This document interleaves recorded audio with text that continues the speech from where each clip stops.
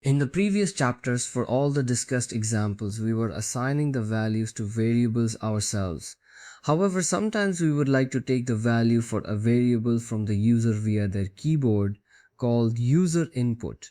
Python provides a built-in function called input that gets input from the keyboard. When input function is called, the program stops and waits for the user to type something. When the user presses the return or enter key, the program resumes and input returns what the user typed as a string. In cell 1 of figure 15, we are taking three input values from the user.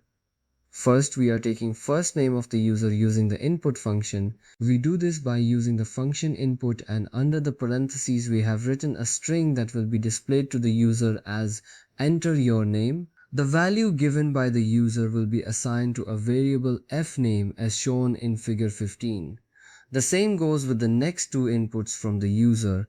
The last name will be assigned to the variable lname and age will be assigned to the variable age, respectively. Finally, in cell 2 we can print the values of these variables to see their assigned values as shown in figure 15.